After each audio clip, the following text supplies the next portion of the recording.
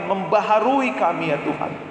Biar firman-Mu mengambil tempat yang terbaik dalam hati dan pikiran kami Tuhan, sehingga hidup kami semakin hari memuliakan Tuhan. Hidup kami semakin hari menyatakan pekerjaan Tuhan, menyatakan kemuliaan Tuhan dimanapun kami berada. Terima kasih Tuhan, saat yang indah ini kami serahkan ke dalam tangan-Mu. Tuhan melawat memimpin dalam kuasa kendali Roh Kudus Tuhan. Di dalam nama Yesus kami sudah berdoa. Haleluya. Amin. Silakan duduk Bapak Ibu. Boleh kita menyapa samping kiri dan kanan kita. Selamat datang di rumah Tuhan.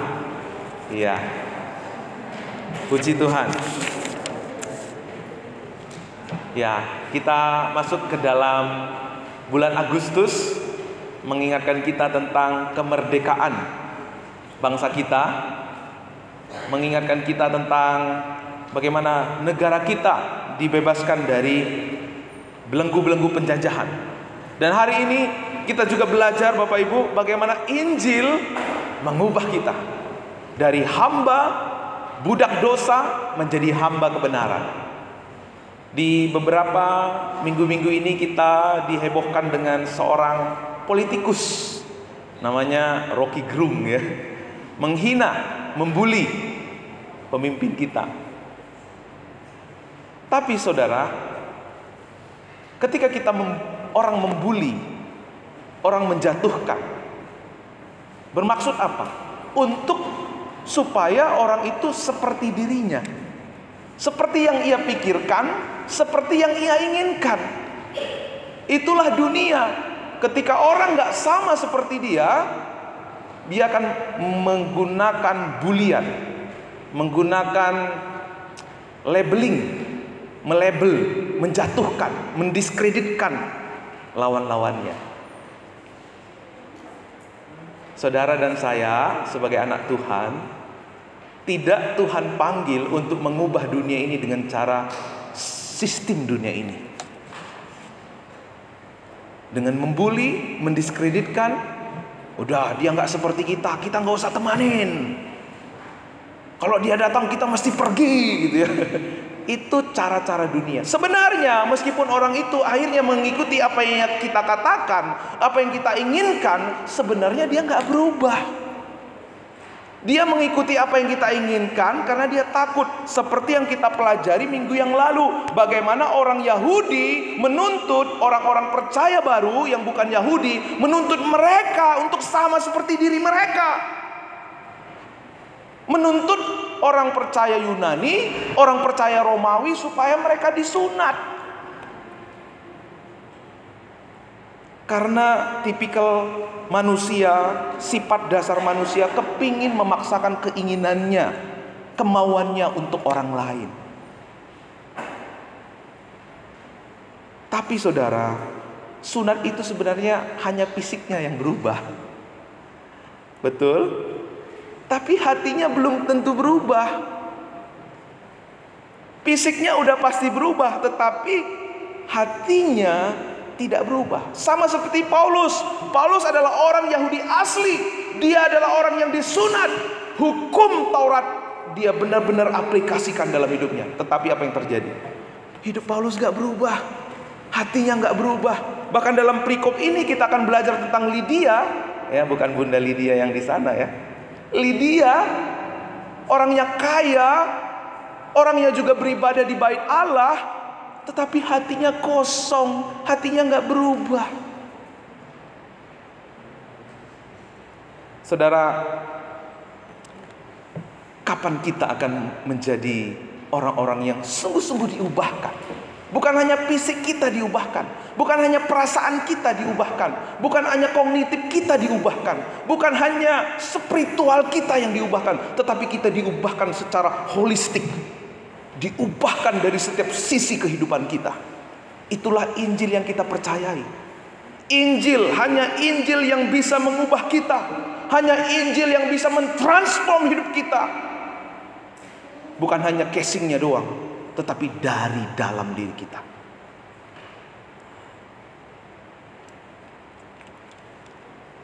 Bukan bulian, bukan diskredit, bukan melabel, Dunia ini menggunakan cara-cara itu untuk mengubah sesamanya.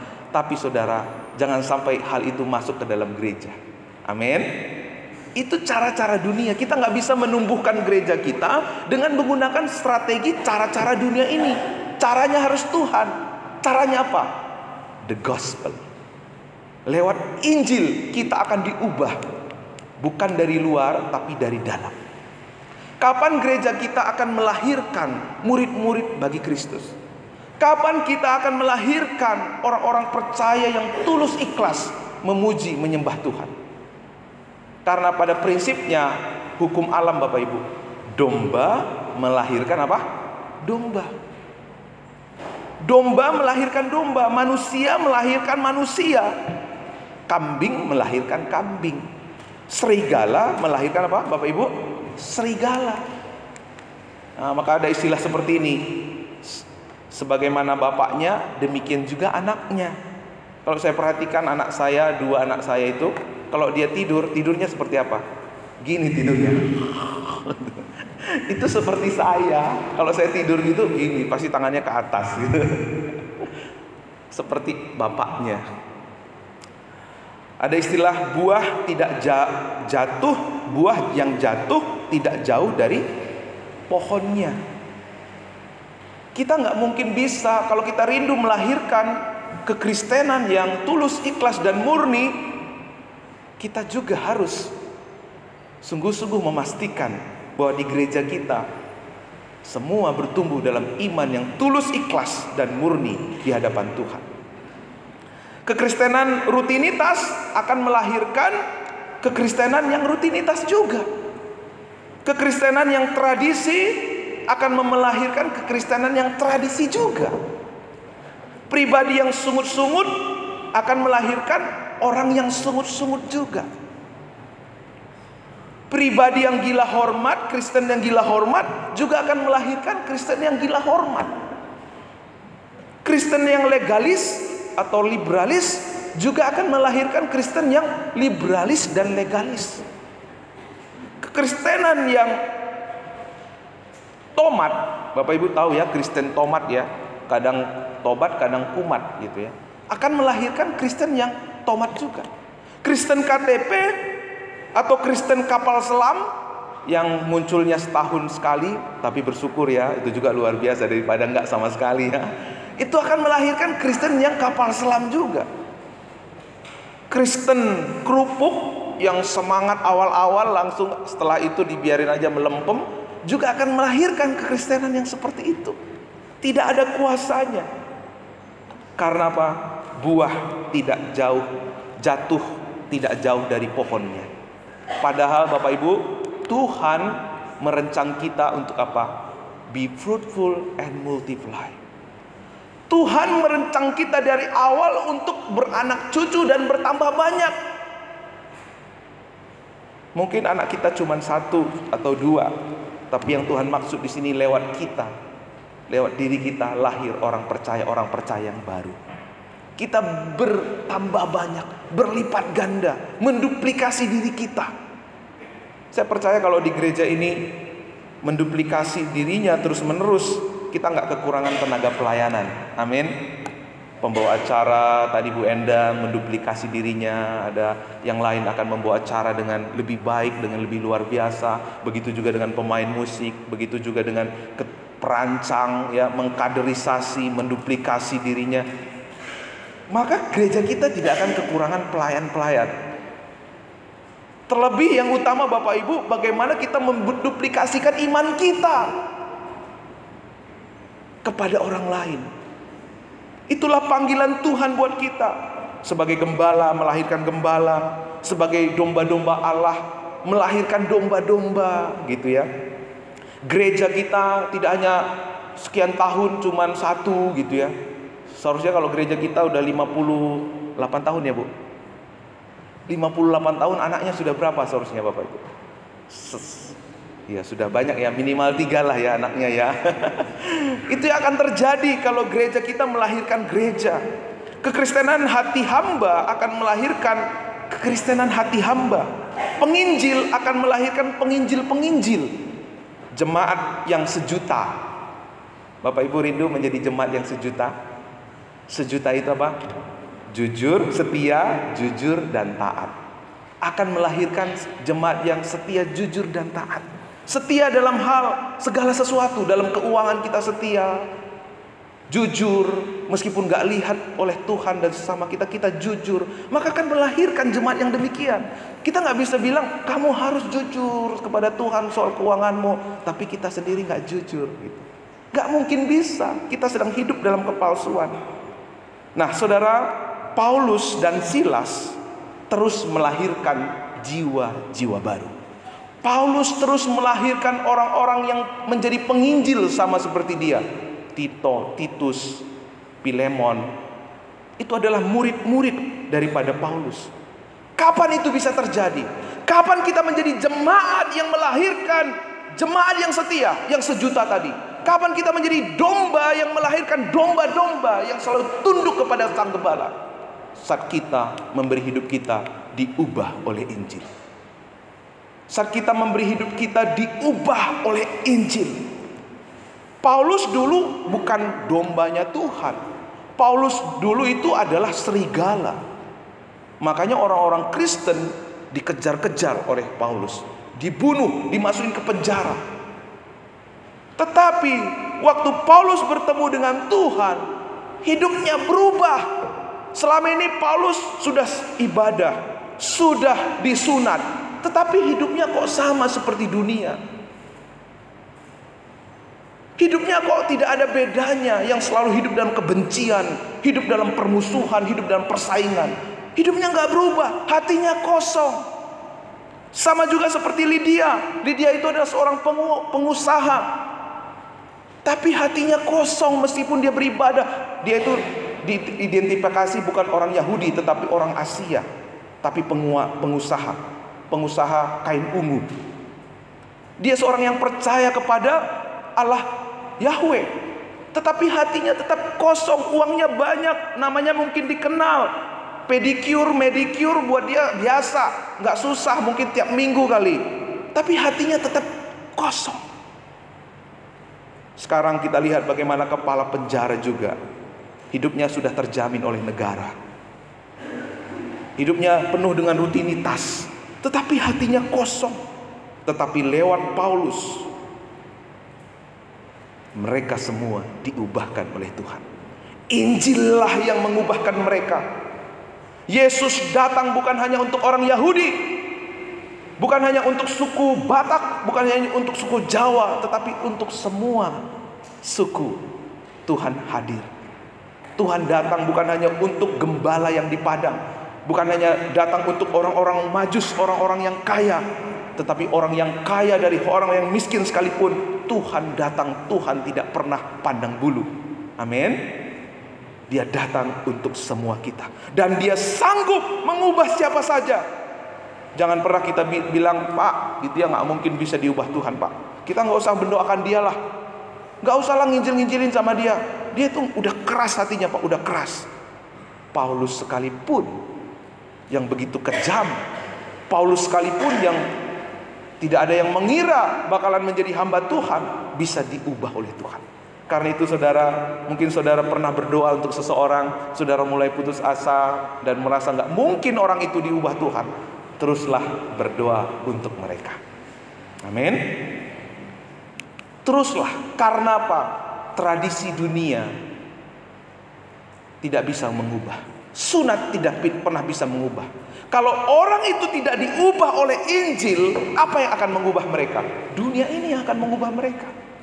Karena itu ingat saudara-saudara, bahwa perubahan yang dimiliki oleh dunia ini adalah perubahan yang sesaat, perubahan yang tampak oleh mata. Itulah yang dikerjakan oleh dunia ini, seolah-olah berubah, tetapi sesungguhnya hanya kamuflase doang. Paulus diubah, benar-benar diubah hidupnya saat ia bertemu dengan pribadi Yesus. Begitu juga dengan tokoh-tokoh, 3 tokoh dalam perikop yang kita baca tadi. Mereka diubah oleh Tuhan. Ya, secara orang ini, secara etnik itu ada 3 ya, orang Asia, orang Yunani, orang Romawi. Ya, secara ekonomi mereka ini adalah kalangan atas. Lydia itu kalangan atas. Lalu hamba perempuan itu adalah kalangan bawah. Hamba, orang yang dieksploitasi. Lalu yang ketiga, kepala penjara adalah pegawai negeri, kalangan menengah, orangnya praktis. Secara psikologi, ya, secara psikologi, Lydia ini adalah orang yang intelektual, suka diskusi, pemikir. Dia punya argumentasi. Lalu hamba perempuan itu adalah orang yang digerakkan oleh perasaannya, oleh pengalamannya. Sedangkan kepala penjara itu adalah orang yang praktis. Ya, kebergunaannya terbukti lewat apa? Lewat tugas-tugas yang diberikan kepada dia. Secara spiritual kita bisa melihat ada 3 tokoh di sini. Adalah seorang yang Lydia itu adalah seorang yang religius, moralis, tapi hatinya kosong. Perempuan hamba itu adalah seorang yang dikuasai hatinya, diperbudak. Ada orang yang memperdaya dia. Kepala penjara ini adalah seorang yang tidak memiliki spiritual, tidak peduli dan tidak tertarik. Tetapi 3 orang ini, kalau Bapak Ibu baca di dalam perikop ini, mereka semua diubah oleh Injil. Karena Injil yang kita percayai bukan hanya mengubah secara kognitif, bukan hanya mengubah secara perasaan. Ia mentransform hidup kita seutuhnya, secara holistik. Manusia pada umumnya mau agar orang lain sama seperti kebiasaannya, sama seperti yang dia inginkan, sama seperti pikirannya. Sebagaimana kita tahu, ya, orang-orang Yahudi memaksakan sunat kepada orang-orang yang bukan Yahudi. Padahal perubahan terjadi hanya sekedar tampak dari luar. Itulah agama. Itulah orang-orang agamawi. Merasa rohani ketika berubah tampak dari luar. Seragam mungkin kelihatannya sama semua, ya, tapi hati belum tentu. Tetapi Injil akan mengubah seluruh kehidupan kita. Kisah Rasul 15 ayat 8, ayat 28, 16, 6 sampai 7. Ini menunjukkan kepada kita bagaimana Paulus menemukan, bagaimana Paulus melihat Injil mengubah hidupnya. Kita nggak usah baca, ya, Bapak Ibu bisa baca yang di bold, ya, yang digedein. Dan Allah mengenal hati manusia, telah menyatakan kehendaknya. Ayat 28. Sebab adalah keputusan Roh Kudus dan keputusan kami. Ayat 6 sampai 7. Karena Roh Kudus mencegah mereka. Apa artinya? Paulus bisa membawa Injil yang mengubahkan orang lain ketika Paulus sendiri menjadi orang yang mengosongkan dirinya. Ketika Paulus sendiri menghidupi Injil di dalam kehidupannya. Tadi pelajaran sekolah minggu, mereka jemaat mula-mula itu memberitakan, melakukan apa yang mereka doakan, ya. Mendoakan apa yang mereka rindukan dan melakukan apa yang mereka doakan. Apa yang dihidupi oleh Paulus adalah kehidupan Yesus sendiri. Apa yang dihidupi oleh Paulus adalah rahasia bagaimana melalui hidup kita orang-orang diubahkan. Bagaimana Injil bekerja lewat hidup kita. Kita lihat bagaimana Paulus lewat hidupnya banyak orang diubah Tuhan. Apa rahasianya? Rahasianya adalah ketika Paulus menghidupi pola penebusan Yesus Kristus. Ayo sama-sama saya bilang 1, 2, 3 ya. Menghidupi pola penebusan Yesus. Inilah rahasia melalui kita Injil diberitakan. Karena pada prinsipnya sebutir biji Nggak mungkin bisa tumbuh dan berbuah kalau biji itu nggak ditanam. Betul ya? Demikian, kalau kita rindu hidup kita melahirkan jiwa-jiwa baru, maka kita harus ditanam dulu. Kita harus mati terhadap diri kita sendiri. Kita harus menyangkal diri kita. Kita harus mengosongkan diri kita. Kita harus benar-benar menghidupi pola penebusan Kristus di dalam hidup kita. Mengalami kinosis, meninggalkan segala kenyamanan di tengah-tengah dunia yang mencari kenyamanan, di tengah-tengah dunia yang menawarkan segala macam kenyamanan. Tetapi kita berani hidup tampil beda. Kita hidup meninggalkan kenyamanan.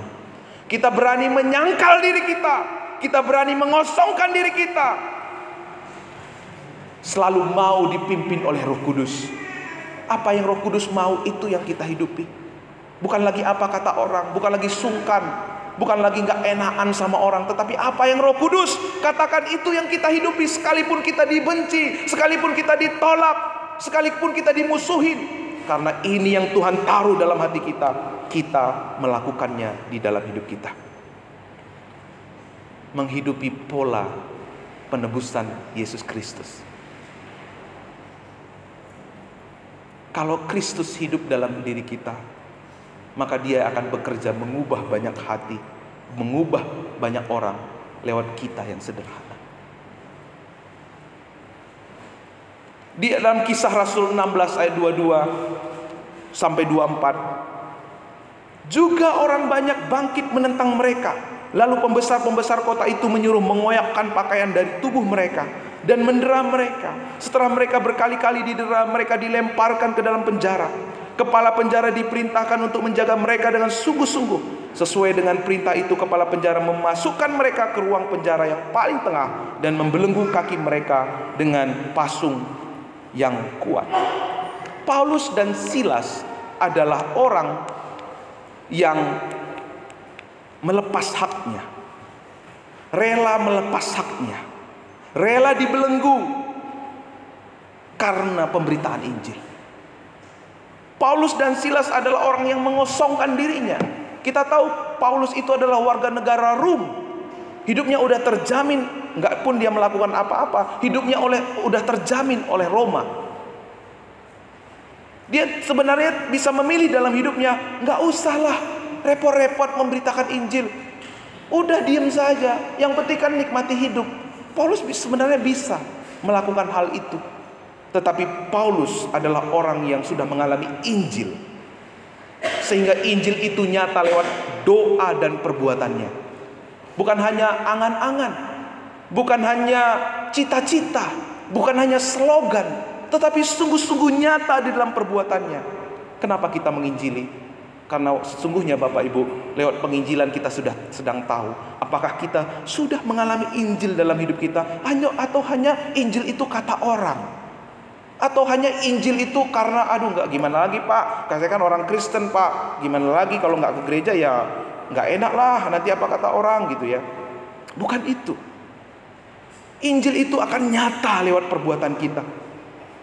Meskipun ada aniaya, meskipun ada tekanan, meskipun ada pendiskreditan, meskipun ada ancaman dan lain sebagainya, kita akan tetap maju karena kuasa Injil itu tidak pernah terbendung oleh kita. Semangat Injil itu akan terus berkobar di hati kita. Sehingga Paulus dan Silas rela masuk penjara. Karena apa? Dia mengerti arti mengikut Yesus. Arti mengikut Yesus itu adalah melepas hak.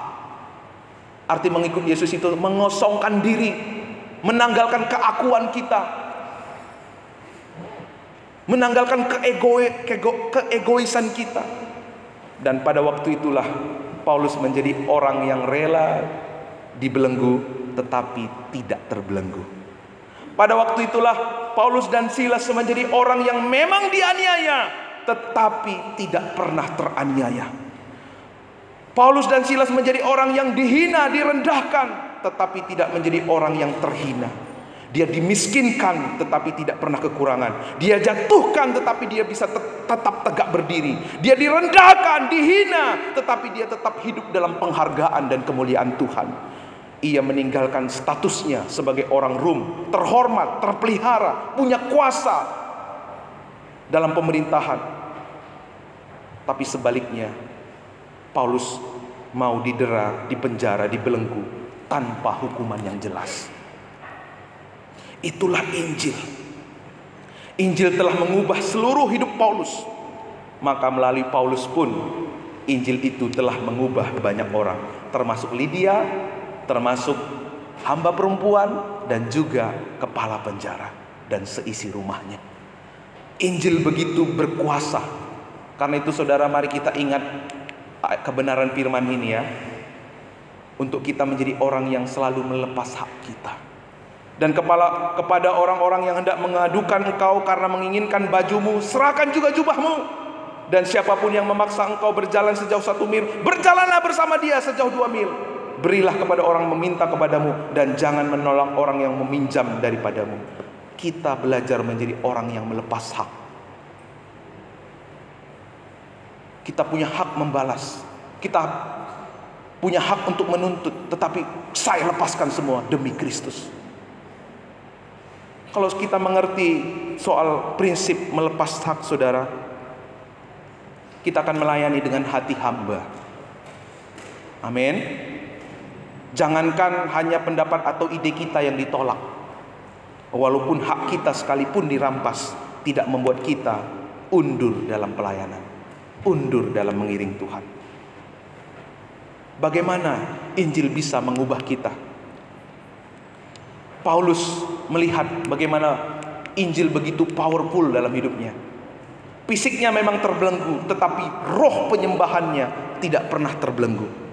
Di dalam penjara, ia dan Silas mengangkat pujian penyembahan kepada Tuhan. Dan di situ kuasa Tuhan dinyatakan. Injil nyata melalui perbuatan mereka. Sebelumnya kita melihat bagaimana Paulus sharing di bait Allah. Di situ ada Lydia. Lydia pun diubah oleh Tuhan. Waktu ada hamba perempuan yang kerasukan itu, dia sebenarnya berkata apa Bapak Ibu? Kalau Bapak Ibu perhatikan, ia sebenarnya mengatakan hal yang positif. Ia memberitakan jalan Allah. Apa salahnya? Kenapa Paulus menghardik perempuan itu? Karena perempuan ini adalah budak. Roh yang merasuknya itu adalah roh piton, ya, kalau dalam bahasa Arab itu roh piton gitu. Ular. Saudara tahu ular? Ular itu berkepala 2. Ya. Ular itu kepala 2. Dia mengatakan bahwa Paulus dan Silas ini jalan Tuhan, tetapi sebenarnya ada maksudnya. Maksudnya apa? Supaya dagangannya, dagangan promosi-promosi berhalanya tetap jalan. Makanya Paulus menghardik perempuan itu. Tapi karena hardikan itu, ia justru dimasukkan ke dalam penjara. Tetapi di ayat 26, waktu mereka menaikkan penyembahan kepada Tuhan, sendi-sendi penjara itu goyah. Dan seketika itu juga terbukalah semua pintu dan terlepaslah belenggu mereka semua. Lewat apa yang dilakukan oleh Paulus di ayat yang ke-27, 30, bagaimana kepala penjara ini melihat orang yang terbelenggu, tetapi jiwanya bebas, rohnya tetap menyembah Tuhan. Bagaimana orang yang terbelenggu tetap melakukan kebaikan. Waktu kepala penjara ini mau bunuh diri karena semua tawanannya akan meninggalkan penjara, karena itu menyangkut harga dirinya, menangkut jabatannya dan nyawanya. Dia mau bunuh diri. Ada Paulus bilang, ngapain kamu bunuh diri? Kita masih di sini. Ini mengubah kepala penjara. Bagaimana mungkin orang yang bersalah di penjara lalu ada kesempatan untuk melarikan diri, tapi kok nggak melarikan diri? Akhirnya kepala penjara ini berkata, Tuhan, apakah yang harus aku perbuat supaya aku selamat? Jawab mereka, percayalah kepada Tuhan Yesus Kristus dan engkau akan selamat. Engkau dan seisi rumahmu akan menjadi selamat. Inilah cara kerja Tuhan, Bapak Ibu. Waktu kita menghidupi Injil dalam hidup kita, sungguh-sungguh Injil itu tertanam dengan baik, kita hidupi, Injil itu akan melahirkan jiwa-jiwa yang akan percaya kepada Kristus. Amin. Kita akan melihat bagaimana hidup kita terduplikasi. Tidak hanya kita sendiri. Saya percaya Tuhan akan menambahkan bilangan orang yang percaya sungguh-sungguh kepada Tuhan ketika kita semua menjadi jemaat yang bertumbuh dalam iman yang tulus, ikhlas dan murni di hadapan Tuhan. Amin. Yang rela melepas haknya, yang tidak membalas kejahatan dengan kejahatan, yang tidak membalas bulian dengan bulian, yang tidak membalas diskredit lagi orang itu, yang melepas haknya.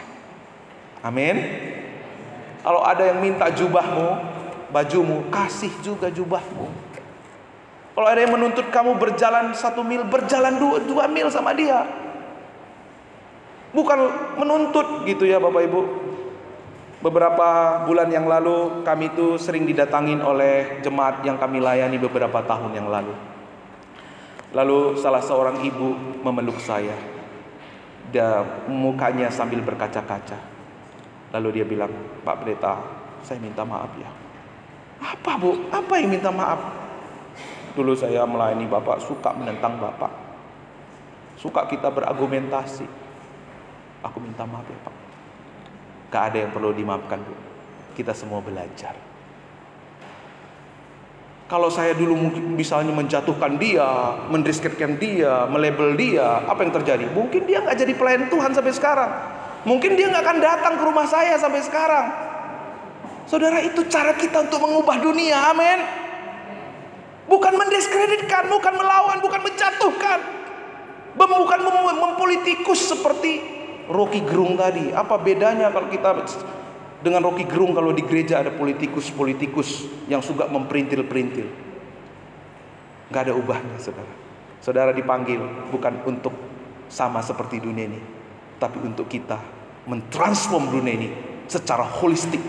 Perasaannya diubah, pengetahuannya diubah, jiwanya diubah, spiritnya diubah. Itu yang luar biasa. Amin. Mari kita lihat. Saat dirantai dan dipenjara, Paulus dan Silas menunjukkan apa arti kebebasan yang sesungguhnya. Saat Paulus dan Silas kehilangan kebebasannya, sang kepala penjara menemukan kebebasannya. Saat Paulus dan Silas masuk penjara, sang kepala penjara justru diselamatkan, dibebaskan oleh Injil. Ini saya katakan tadi pola penebusan Kristus.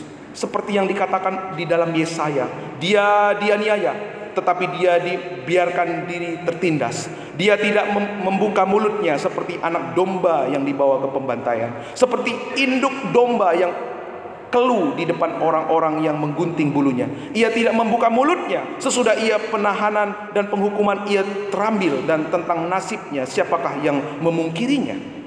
Ini bicara tentang Yesus. Yesus yang saudara sembah, Yesus yang saya sembah adalah sang pembebas. Ditahan, dianiaya, ditindas, tetapi justru lewat apa yang dia lakukan kita terbebaskan. Dia adalah sang pemberi kehidupan, dibawa ke pembantaian, sang penentu nasib yang berdaulat. Tidak ada mempedulikan nasibnya, tetapi justru lewat apa yang dilakukan memberi nasib yang baik kepada kita, memberi pembebasan kepada kita. Lihat saudara, di Yohanes berkata, prajurit-prajurit menganyam sebuah mahkota duri. Ini lambang kemiskinan dan lambang penghinaan. Menaruhnya di atas kepalanya. Mereka memakainya di jubah ungu. Dan sambil maju ke depan mereka berkata, "Salam hai Raja orang Yahudi." Lalu mereka menampar mukanya. Yesaya 53 ayat 2-3. Ia tidak tampan dan semaraknya pun tidak ada, sehingga kita memandang dia. Rupa pun tidak, sehingga kita menginginkannya. Ia dihina, dihindari orang, seorang yang penuh kesengsaraan dan biasa menderita kesakitan. Ia sangat dihina sehingga orang menutup mukanya terhadap dia, dan bagi kita pun dia tidak termasuk hitungan. Yesus yang saudara sembah, Yesus yang saya percaya, yang terkaya rela jadi yang termiskin. Dialah teladan kita dalam melepas hak. Dia teladan kita dalam mengosongkan diri kita, dalam menyangkal diri kita. Yang terhormat rela jadi yang terhina, yang tampan mulia rela jadi buruk rupa, yang terpenting rela untuk tidak masuk hitungan. Sang Pencipta rela menderita, disiksa oleh ciptaannya sendiri. Kalau Kristus yang sama ada di hati kita, ada di hidup kita, maka kita akan menjadi orang-orang yang berani mati untuk diri sendiri. Kalau Kristus yang sama ada dalam diri jemaat Tuhan Gereja Baptis Pabaton, maka akan lahir orang-orang yang berani melepas haknya. Orang-orang yang tidak hanya memberikan bajunya, tetapi memberi jubahnya. Tidak hanya berjalan 1 mil, tetapi berjalan 2 mil. Justru lewat apa yang Tuhan kerjakan, berani menyangkal diri, berani mengosongkan diri. Justru di situ kita akan melihat domba melahirkan domba, murid melahirkan murid, pelayan-pelayan militan yang punya hati hamba akan melahirkan pelayan-pelayan yang berhati hamba. Amin. Jemaat yang sejuta akan melahirkan jemaat yang sejuta juga. Apa yang saudara kejar dalam hidup saudara? Tidak ada yang lebih berharga, tidak ada yang lebih berarti ketika lewat kita melahirkan orang-orang di dalam kekekalan. Amin. Amin. Lewat kita ada orang-orang yang masuk dalam kekekalan. Tidak hanya masuk dalam kekekalan, tetapi mereka menegakkan kerajaan Allah di keluarga mereka, di desa mereka, di lingkungan mereka. Lewat kita ada orang-orang yang akan menemukan hidup yang penuh arti. Karena kita berani bayar harga, menyangkal diri, memikul salib Kristus, dan melihat kemuliaan Tuhan. Mari kita tunduk kepala. Tuhan, kami percaya kuasa Roh Kudus-Mu bekerja lewat pemberitaan firman-Mu. Lewat apa yang diberitakan hari ini, sungguh-sungguh melekat, tertanam dengan baik dalam hati sanubari kami. Kami menjadi jemaat-jemaat yang menghidupi Injil, tidak hanya menjadikan Injil sebagai slogan, sebagai pajangan, tapi Injil hidup di hati kami, terlihat lewat perkataan kami, terlihat lewat perbuatan kami, terlihat lewat seluruh hidup kami. Sama seperti Paulus menyerahkan seluruh atensinya, seluruh hidupnya kepada Tuhan. Itu bukti bahwa Injil bekerja dalam hidup Paulus. Dan itu yang Tuhan akan terus kerjakan di gereja ini. Ada kehidupan-kehidupan Injil. Ada iman-iman yang terus bekerja, iman yang tulus, ikhlas dan murni. Ada pelayan-pelayan hati hamba yang bangkit. Ada jemaat-jemaat yang jujur, taat dan setia lahir di gereja ini Tuhan. Dan kami akan melihat lewat kami semua lahir orang-orang yang juga mengasihi Tuhan, lahir orang-orang yang juga mencintai Tuhan. Jauh dari legalistik, jauh dari liberalis yang penuh dengan kemunafikan dan kesombongan. Terima kasih Tuhan. Saudara, firman-Nya telah diberitakan. Tuhan memanggil saudara untuk pekerjaan yang besar. Tuhan merencanakan kehidupan yang penuh arti buat saudara. Maka saudara masuk di dalamnya. Berhentilah jadi orang Kristen yang memanfaatkan Tuhan untuk kepentingan saudara, menggunakan Tuhan untuk maksud saudara. Jadilah orang Kristen yang berkata, Tuhan, aku mau menghidupi kehendak-Mu di dalam hidupku. Aku mau menggenapi janji-Mu dalam hidupku. Aku rindu Tuhan, lewat hidupku ada jiwa-jiwa yang juga percaya kepada Engkau. Aku rindu Tuhan, terjadi pelipat gandaan di gerejaku, terjadi multiplikasi di keluargaku, di gerejaku. Aku mau melihat diriku yang sederhana dipakai Tuhan dengan cara yang ajaib dan luar biasa. Terima kasih Tuhan. Terima kasih Tuhan. Saudara yang rindu untuk melihat pekerjaan Tuhan, hari ini Tuhan berbicara kepadamu. Dia sedang menaruh 1, 2, 3 nama di hatimu untuk kamu terus doakan. untuk kamu terus perhatikan, untuk kamu konsen memberitakan Injil kepada dia lewat seluruh hidupmu. Mari beri hatimu untuk dipakai oleh Tuhan. Tuhan, aku mau mulai hari ini Tuhan, aku mengambil VIP ini Tuhan, supaya lewat diriku yang sederhana melihat kuasa-Mu yang tidak terbatas, melawan, menjamah, mengubah mereka untuk masuk dalam kekekalan yang Kau rencanakan. Haleluya Yesus. Biar Roh-Mu datang di tengah-tengah kami Tuhan. Minyak yang baru mengurapi kami, mengalir, memenuhi, membebaskan, memulihkan, membaharui, membawa kami kepada persekutuan yang sesungguhnya dengan Tuhan.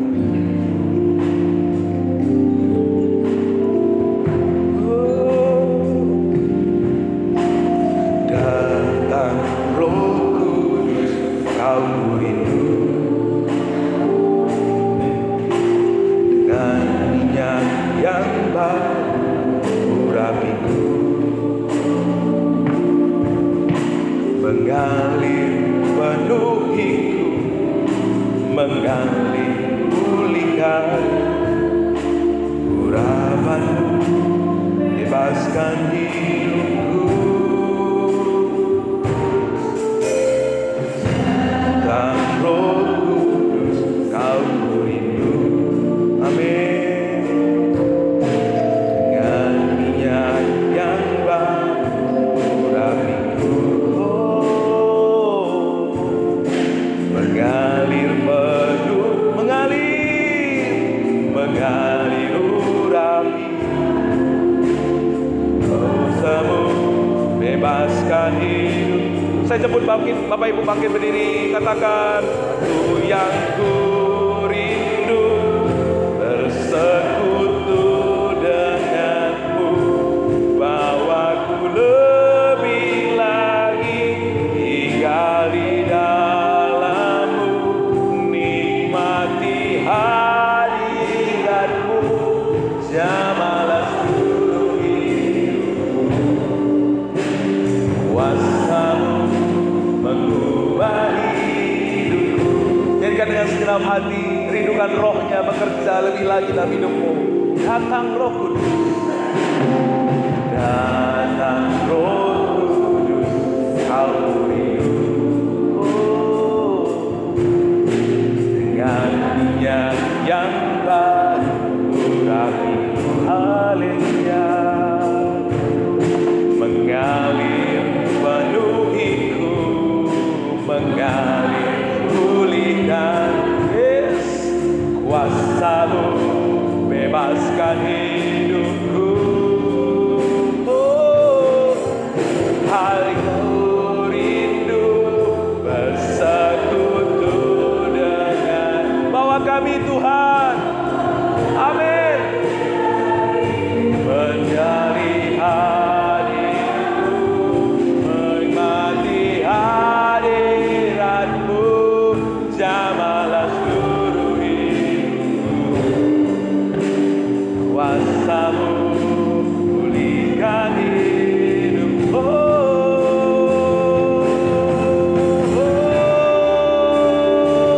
Satu hanya rindu bersekutu.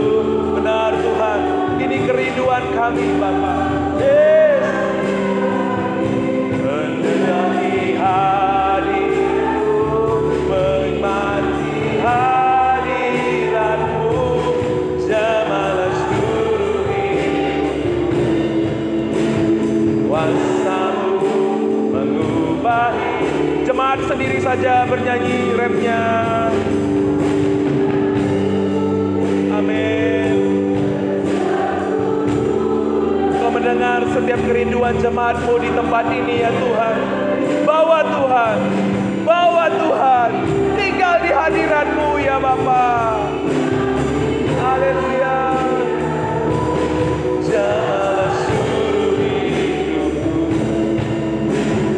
kuasa-Mu mengubahi. Sukan bersama-sama. Oh, satu yang